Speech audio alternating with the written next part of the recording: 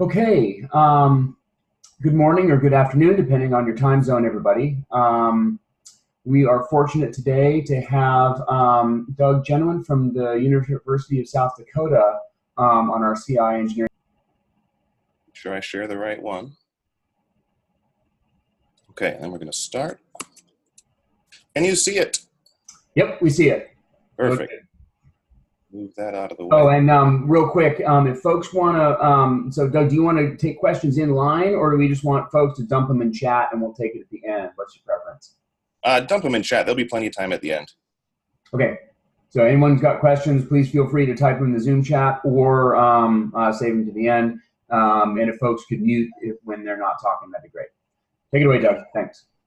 All right. Thank you, Eli.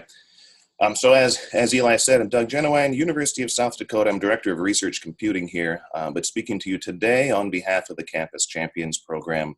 I'm one of the 6 members of the leadership team for that group, elected every couple of years. I have another year left on my term, so making the rounds and talking about what we're doing to champion the changing and evolving cyber infrastructure that we all experience in advancing science and scholarly work. So we've got 3 parts to this.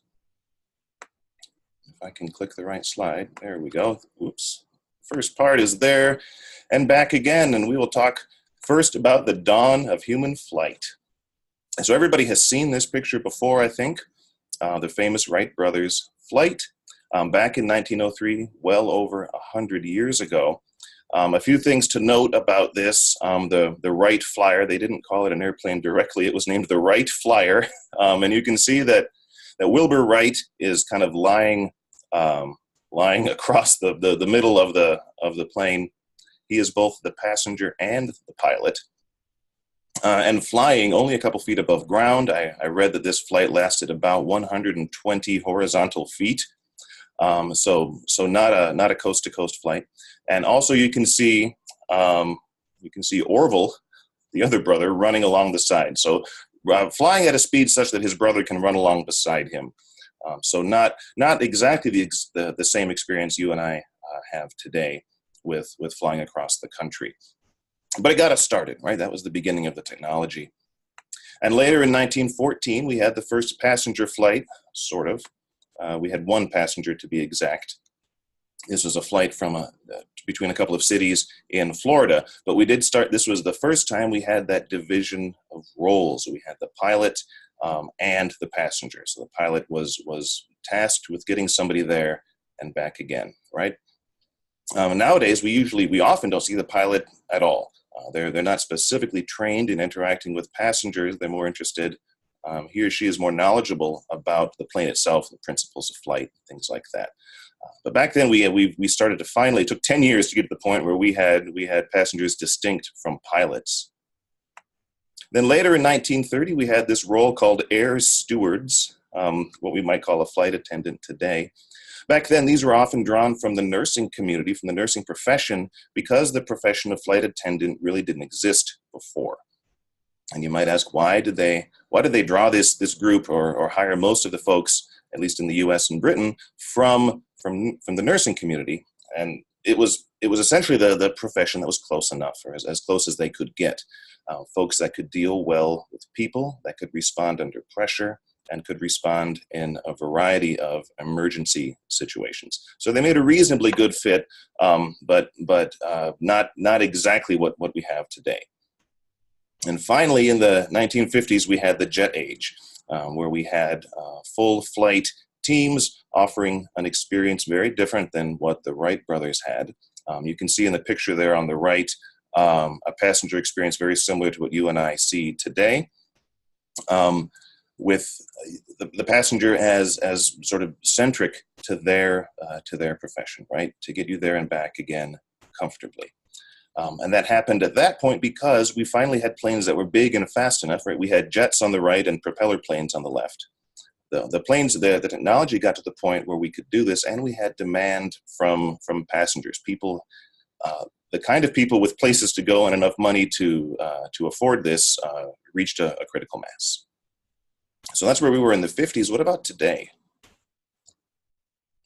Today we have broadly trained professionals focused primarily on safety. They have to be able to respond to things like medical emergencies, to be able to do first aid and to do CPR in a tiny tin can in a little tiny aisleway, as well as aircraft emergencies, different kinds of landing environments, or decompressions to tell you what to do when the masks fall from the ceiling, to be able to put out fires at 30,000 feet.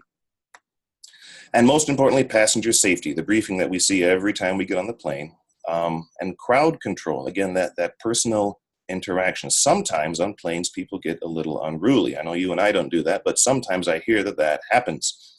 And lastly, serving snacks, right? The thing we see, maybe the thing we see them do the most is just this small piece of this very broad range of training that these folks go through. So why do we do that? Why do we invest so much in having such broadly trained professionals? And in fact, having a separate profession, right? These aren't nurses anymore. This is their own role. Why do we do that? Well, because there's so much more that can go wrong. The complexity of air travel is much greater than traveling terrestrially by car or bus or things like that, right? On a bus, we don't usually have an attendant or a steward, but in airplanes we do. Because technology is more complicated and because it's a shared experience, right? If you as a passenger screw something up by sitting in the wrong seat or becoming unruly or having some kind of medical emergency or getting sick, you're going to impact people other than you. So folks that are new to the experience need help, as well as hardened flyers, right? Folks that are very experienced, even they would need help in an emergency, and emergencies are much more dire in an airplane than in a car. And similarly, the technology involved is unfamiliar, right? There's assigned seating, there's a boarding process, whether we like it or not. There's leg room, but not very much of it. There's a weird bathroom, but there is a bathroom as opposed to in your car. And the air is recycled and thin. So the whole experience and technology employed to get you there and back again is very, very different. So why do we do it at all then? Because the benefits outweigh the risks. It is worth putting up with breathing recycled air to get across the country in a few hours as opposed to a few days, right? So out of all that, we have a new role, and this role of flight attendant or flight crew emerged out of an evolving commercial flight industry to end up with folks who provide services distinct from the pilots and distinct from air traffic control that are complementary, right? They all work together to get us there and back again. And their main goal is to guide us through a travel experience that's not like what many are used to, and to provide one-on-one help for folks that are new or in emergencies or special situations to get us there and back again. So I was thinking about all of this on my last flight, about this experience and all the effort and training and different support roles involved, and it made me think about advanced computing. It seems to me that traveling by air is to traveling by car as supercomputing or advanced computing is to using maybe a smartphone in 2019, right? Most of us, our model of computing is you touch your computer or you talk to your computer. You don't always, people don't type commands into a computer traditionally. The far and away our most common interactions are through touch and voice. So that's a different experience than what we usually see in advanced computing and data. You need more than a boarding pass to get on a plane, right? You have to use the boarding procedure. You have to sit where it says to go. And similarly, in advanced computing, you need more than just a login. If I give someone a username and password and say, here, go ahead, they're probably going to screw up and impact other people, right? So you need more than a boarding pass. You need more than a login. So this didn't happen until we had a critical mass of two things, like we said before, the aircraft technology. We had planes that were big enough and fast enough to get people places they're interested in, and we had a population that was trusting and interested and able to afford the technology to go places. And in the airfaring world, that took 50 years. It took 50 years to reach the jet age before the technology and equipment could mature. And more importantly, before the professions had a chance to catch up. We had to invent a new role where we started borrowing from the nursing community. Now we have flight crews. So if we think about advanced computing and data, it's really still early days for us. The job of research computing and data facilitator, and I put that in quotes because I think that title changes every day, that emerged similarly out of the field of advanced computing. Nowadays, folks that are involved in that facilitator role are doing more than advanced computing, more than data, more and more involved with facilitating the network as well. And if we think about networks, the internet is really only 30 or so years old. The internet's a millennial. It's really still early days for us. We're still evolving. We're still trying to find that critical mass. And I would argue that the technologies involved in advanced computing are moving much faster than the technologies involved in aircraft were. So who knows where we will be in 50 years? So out of that, many efforts have come up to drive that facilitation, right? To try and build that flight crew. And the one that I'll talk about today is the one nearest and dearest to me, the professional community of communities, the Campus Champions. So here we are on slide number 12, and I finally said the words Campus Champions. Here's a map. These couple slides here are from last year, so slightly out of date. All the numbers are bigger now. That's a good sign, right? The Campus Champions cover every state, every EPSCoR jurisdiction, lots of minority serving institutions across the entire country, even out here in South Dakota. You can see us there. One of the strengths of the program is our breadth. And here's a picture of many of us at the PERC conference last year. A broad community of, I think that last slide said 400 and some. I think we're closer to 600 now. So very broad folks who are system administrators, folks who work directly with researchers, some folks who drive policy or education and training, a broad range of skills, right? Broadly trained professionals. And the bread and butter of the Campus Champions group is our mailing list. Trusty, reliable mailing lists. We have a variety of platforms where we discuss things. The mailing list is the oldest and the longest running. My colleague Dana Brunson made this word cloud last year, showing the different topics that are discussed. And you can see HPC, or nowadays we might say advanced computing, is the largest topic there. Notably absent, or at least small enough that I can't see it, is the word network. Let's get back to the right slide here. Is the word network. But the next biggest word that I can see there is data, right? Data is cropping up fast on us. So what about data? What can we say about data in relation to advanced computing? There is a lot of data, and it's everywhere. This is just one example. Anytime anybody talks about data, they show a slide like this, right? Showing exponential growth over time, over a short period of time. This is just an example of healthcare data.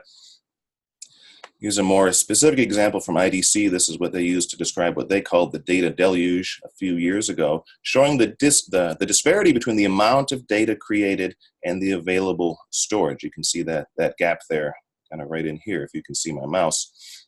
But a more interesting slide to me is this one about the disparity between data growth and the cost of storage. Yes, storage is getting cheaper, but not nearly fast enough.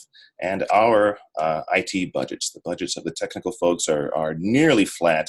There is more data than we know what to do with and then we can store, and is frequently driving things like processing data in flight, maybe not storing it at all. Lots of efforts involved in doing that.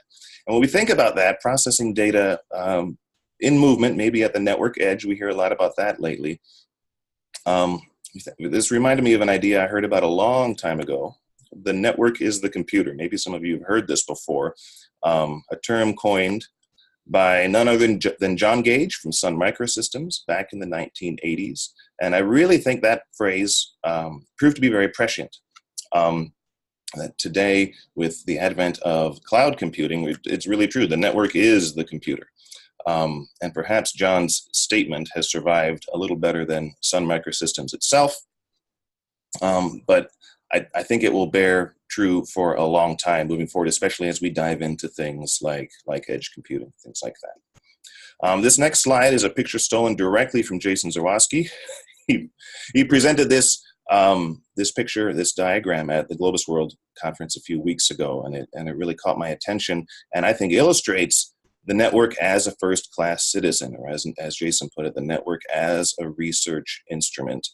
This depicts ESNet's efforts towards building the petascale DTN project, aimed at moving a petabyte of data per week across these 4 different DOE computing facilities.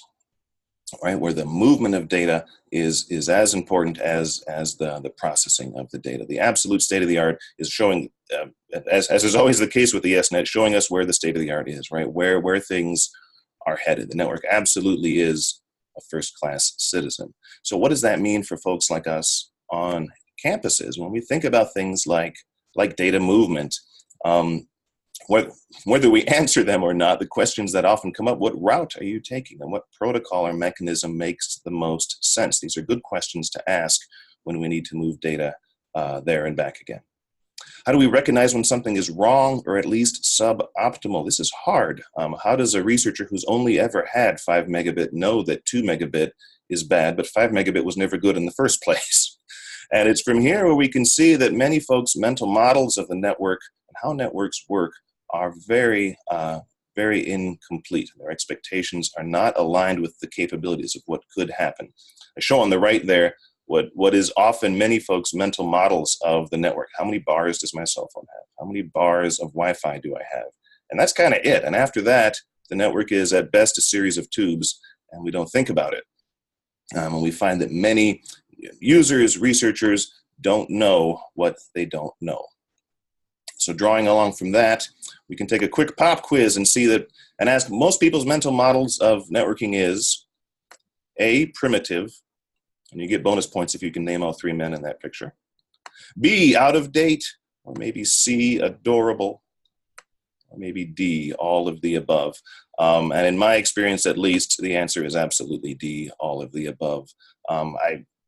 I find, and I think my colleagues find, that the network is perhaps the hardest piece of cyber infrastructure to facilitate. Maybe that's because it's the newest capability that is driving this forward. And in fact, we can find some literature about this. This paper from Carnegie Mellon back in 2015 at the Usenix conference talks specifically about this. I love the title. My data just goes everywhere. And they have a quote that resonated with me. Many users, even those who are technically sophisticated — I suspect many of the folks on this call consider themselves technically sophisticated — even those folks have a poor understanding of home networking structures. So think about what we're trying to do on campuses, right? This is not a home network.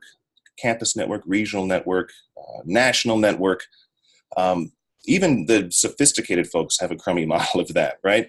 And the Carnegie Mellon team goes on to say that these poor mental models often arise from a lack of awareness. Okay, so how do we drive that? How do we drive awareness and literacy? And to do that, I think it makes sense to look back to a year many of us remember, in 1998.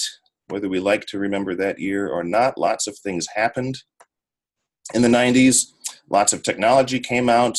Some of it was good, some of it was very bad. But one of the most important things that came out of the 90s was the web. Here's a picture of what the web looked like in 1998. Back then, according to the Pew Research Center, 41% of adults were online in 1998.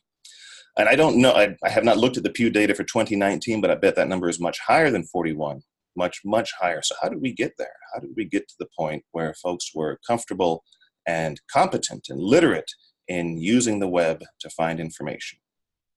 This is a problem, a question folks were tackling even back in the 90s. This paper comes from the University of Illinois, talking specifically about exactly what is at hand here: information technology literacy and mental models. And they have some fantastic quotes talking about understanding how to use the technology must be a prerequisite to proficiency in finding, using, and evaluating information successfully. What they're talking about here is the web, right? What they're talking about is using Alta Vista and Gopher to find the right information for your college term paper, right? Using what we consider now almost a commodity, the consumer World Wide Web. It was brand new then, and people didn't really know how to use it. And they have this wonderful quote: the underlying protocols that allow platform diversity contribute to a number of user problems. In other words, things are a mess. There's 100 ways to do everything, many protocols, operating systems, different ways to get there and back again, and nobody really knew the best way to do it. They go on and talk about software, something that we used to call shareware. They say programs are often written by individuals as a hobby and then offered to others. Folks are presented with unfamiliar situations and all too familiar error messages, and that they concluded that internet technology, at least in the 90s, was not sophisticated enough to adequately inform users about what has gone wrong. And I read these quotes several times, and it really reminded me of advanced computing, right? And where we have community codes written by individuals, that there's no user support. It's not even always clear where to download the latest version. Sometimes you have error messages, sometimes you don't. Sometimes the error messages are helpful, and sometimes they don't exist at all. The technology in advanced computing software is early days, right? It's still only a few decades old. It has not evolved to adequately inform users about what's going on. But they had this problem decades ago in the 90s with the traditional internet. How did they handle that? Well, the folks at Illinois talk about a couple of campuses, Oregon and IUPUI, developing formal liaison programs in which librarians work closely with schools and departments to drive literacy and competency. So let me say that again. Formal liaison programs grew out of the libraries because that was their role, right? The library is where you traditionally went to find information. Well, now here's this new ocean of information. How do we navigate it? How do we get there and back again? How do we get beyond 41% adoption? They looked to the libraries, and the libraries developed these formal liaison programs, where it was someone's job to show people how to use the technology, how to find the information. And that reminded me a lot of the Campus Champions, right? Here's the Campus Champions back in 2008 in the NSF-funded TerraGrid program. This is the predecessor to XSEDE. That was the first round of this program to include the Champions program. And back then, we were tasked primarily, or really exclusively, with driving utilization of XSEDE resources. What does that mean? That means getting people to run their codes at scale on the big TerraGrid supercomputer systems. Full stop. Having utilization of those federally funded systems. That was where we started. And then later, when XSEDE came around in the 2010s, around 2012, the Campus Champions program came along with it and evolved and expanded. And we had things like the domain champions, folks who are experts in specific scientific fields like finance, genomics, digital humanities. And the idea is that Campus Champions could not only drive utilization of computing resources, but also matchmake researchers and folks on our own campuses with the expertise that maybe we don't have at the University of South Dakota.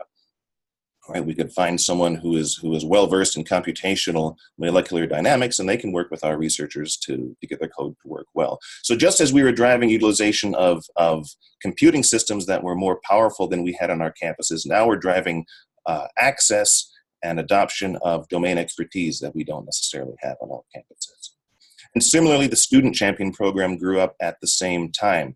We recognized that folks coming up in their career have the opportunity to employ advanced computing early in their academic and research career, and that is a specific experience unto itself. So we developed that program as well, pairing students with mentors at their institutions to develop particular computational projects. And that's where we were back in 2012. Where are we today? I believe that role is continuing to expand, and as the Campus Champions expanded and grew, so did many other organizations up alongside, each with different emphases and focus, whether that emphasis is inclusion and diversity, women in HPC, or instruction and literacy and software tools like the Carpentries, or regional networks like the Quilt, or system admins like the Linux Cluster Institute series, and many others. Nowadays, we see that the Campus Champions are not only driving utilization of national XSEDE computing resources, but also campus, regional computing systems, expertise through the domain champions and the mailing list, but also connecting and facilitating access to these other organizations. And we've seen this even on my campus here at USD. That's how we became involved with the Carpentries, for example, offering carpentry workshops here in South Dakota. So matchmaking and connecting people, not just with resources, not just with expertise, but with all of the other organizations that crop up around it. And if you think about back to the flight analogy, that kind of makes sense, right? The flight team, the flight attendants, talk to the pilots, they can call the flight deck, and they talk to the airline itself or the airport in certain situations. They don't operate in a silo, and neither do we as facilitators want to do that either. And I believe there needs to be a place, there needs to be a growing place for the network community at this table as well, for us to engage with folks like ESNet and this community.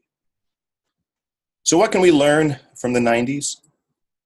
I'll keep it short, only 6 items. Adoption and fluency requires formal liaisons. We need this to be a role, right? We need this role to evolve out of something new. It can't just be librarians, just like it couldn't just be nurses. What was once true about the web, I believe, is now true about advanced computing, data, and networking. Those 3 first-class citizens of advanced research. Most people's mental models are not up to the task, and where once we had the network is the computer, I believe today we have the network is the supercomputer. But luckily there are lots of efforts that can help with this. We can stand on the shoulders of champions to get people there and back again. So part 3, mind the gaps. We'll start with an inspiring quote. We need to strive to build an environment where the process of science is unrestricted by geography. I think that's a good way of putting it. And Jason or someone like him said that at one point, and I wrote it down. It lends itself well to the network is the computer, right? We shouldn't have to care where the data is, where the expertise is, where the computation is. We need to be unrestricted by that geography. So how do we get there? I think this is an opportunity for folks like Campus Champions to expand our tool belt, to look at the 2 different roles that are involved. We have on one side the engineers, the cyber infrastructure engineers. They drive implementation, they build things, they make things work well, they optimize things. But at the same time, we need people to use it, right? We need to drive adoption, and that is the role of the facilitator. We need to make sure that things are utilized. We need to drive awareness so that people know what they can use, right? We need to limit what people don't know and drive adoption. So with those 2 roles come 2 skill sets that at least today or until recently have been largely separate. Whereas the engineers drive implementation with a certain set of skills, building things, and the facilitators drive adoption with a mostly different set of skills, largely people-facing and science domain-facing. We have this gap in between. And if we could fill that or bridge that gap or bring those 2 circles together, I thought, well, gee, it would take a wizard to do that. And I thought maybe we could call this the wizard gap. But as many of you in this community already know, that doesn't work, Doug. There's already something called the wizard gap. But it bears repeating here. This slide is stolen from Jean, but the idea of the wizard gap was coined by Matt Mathis at Pittsburgh Supercomputing many years ago, and talks about the ratio of effective network performance attained by an average user to that attained by a network wizard. And I suspect there may be some wizards on the call today. Welcome, wizards. We recognize the gap in between the performance that you can achieve and what the average user perceived and performance is. So if we can't call that expertise or that skill set gap the wizard gap, I propose we call it the unicorn gap, because it is the role or the team or the person who can bridge that gap is rare and magical. And I believe it's time. Why should we care about it right now? This slide is also stolen directly from Jason with permission from the Epic folks. Why do we care? Why didn't we talk about this in 2002 or in 2008? And it's taken this long for the process of science and the network technologies that support them to become sufficiently complex. And we have new steps that must be taken, right? The airplanes are big and fast enough, and there's sufficient critical mass and demand. Now is the time to bridge this gap and for the facilitation community to dive in. As Jason always says, science engagement is meeting in the middle. We're not all just airplanes in this talk. We'll get some locomotives as well. CI facilitators, folks like me, need to learn enough networking to speak the language. We don't need to become network engineers. That role already exists. But we do need to learn more about it, right? We need to work more closely together. We need to know the vocabulary. On the other side, engineers need to learn enough of the process of science to help researchers adopt new technologies. So again, engineers already have a job, right? They don't need to go out and beat the streets and talk about how things can improve different fields of science that maybe they're not well versed in. And finally, researchers.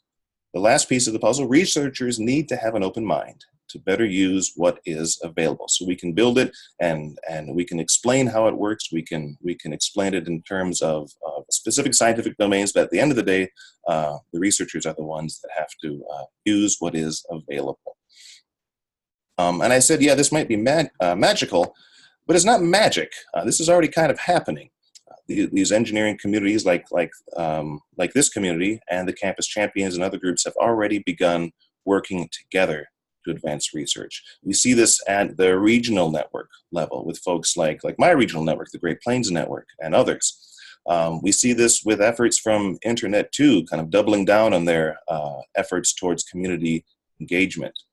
And also through efforts program Internet 2 had a while ago called Broadening the Reach, where they connected Internet 2 engineers and experts with campus technology folks, researchers, administration, the full stack to drive awareness of the network as a first-class citizen in research scholarly work.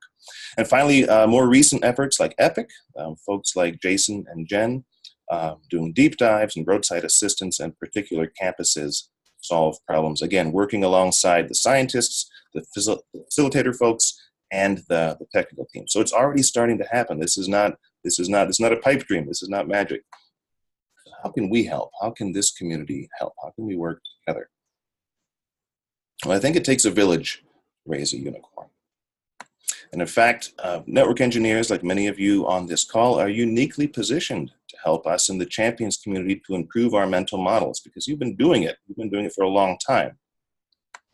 And the kinds of activities that need the most facilitation are increasingly the ones that involve networks. So that example I gave earlier about a researcher complaining about going from 5 megabit to 2 megabit and not realizing that even 5 was nowhere good to begin with. It's a true story that really happened here in the Great Plains and involved interaction between a campus champion, regional network, other state networks, and the campus on the other side. All of those folks working together. The regional networks are important, and it's already happening. So we can see that, yeah, it does take a village to raise a unicorn. Who's in that village? Who lives there?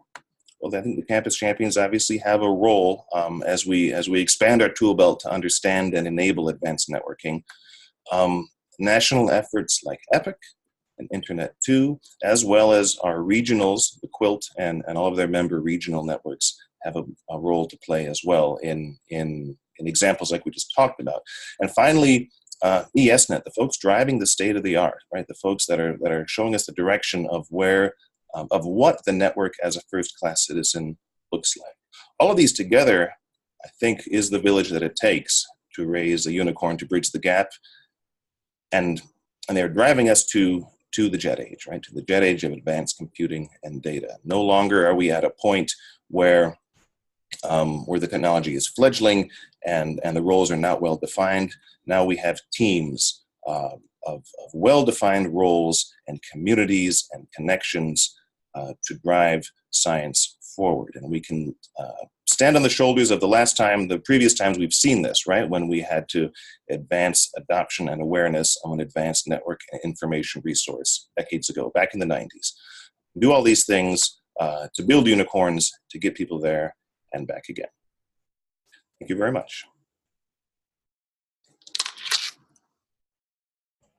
That's great, Doug. Thank you. So folks have questions, please feel free to drop them into the chat. I have one, and I guess it's sort of part question, part comment, but I'd just like to get your perspective on this.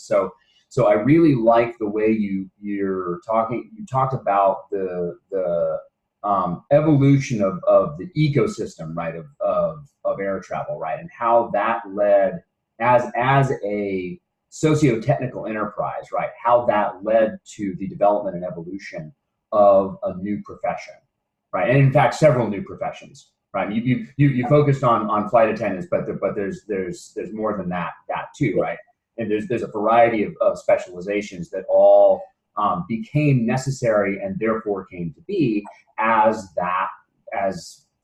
air travel became better and more ubiquitous and so forth. And so in the community that we all inhabit together, there's this interesting thing, right, where you have a set of people who are at the same time multidisciplinary people, right? Because this is an environment where generalists excel, right? But at the same time, we're trying to, from those generalists, develop a new profession, right? And it's a really interesting socio-technical dynamic, and I think you've done a great job of articulating it. It's just, I just wanted to come back to that and get your thoughts on how do we take these sort of multidisciplinary people and turn them into their own profession, right? Because it's an interesting transformation. Yeah, that is the big question. It's the same question I got the last time I gave this talk as well, from a different person. There's people, how do we get there? How do we do it? And you would have thought that I would have spent more time thinking of an answer. If it was easy, it would have happened already, right? Well, yes, if it's easy, it would have happened already. But also, like several slides back, it's early days. I don't think we're done evolving. I think this what Dana Brunson called growing the family, right? This new and evolving intersection between network engineer and advanced computing facilitator is pretty new. Is only a couple of years in, and efforts like this, where we have campus champions talking to CI engineers, and we reciprocated a few months ago when Jason talked to the campus champions.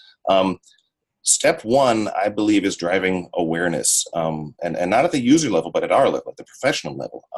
We need to know, we as campus champions need to understand the role of the CI engineer and the CI professional, and vice versa, right? That the engineers need to know that this role exists to drive adoption of the technologies that they're building. But I think that's step one, is driving awareness. And next is driving literacy at what I'm going to call the user level, right? At building those mental models.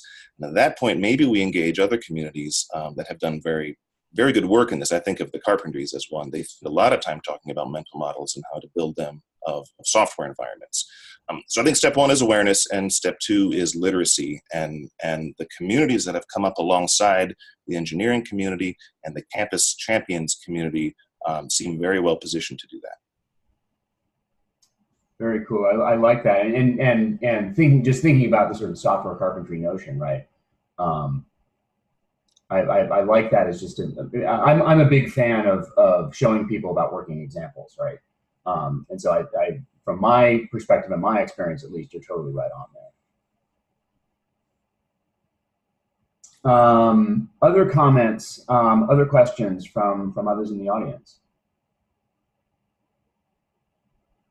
There's a couple of thank yous for the talk in the chat, so people definitely appreciate the ideas. Fantastic. Other items? It's Friday afternoon. All right. Thank you, Doug, very much. I think this is great, and again, I really like the idea of bringing the champions community and the CI engineering community closer together and learning from each other and getting done what we're all here for, which is making science better across the science complex. So thank you very much for this. Absolutely, you're welcome. All right. And thanks everyone for attending, and we'll have another talk soon. I forget whether it's next week. I don't have the agenda or the calendar in my head the way Jason does. So Jason will let us all know what the next thing is. But thanks very much, everyone, and have a great weekend.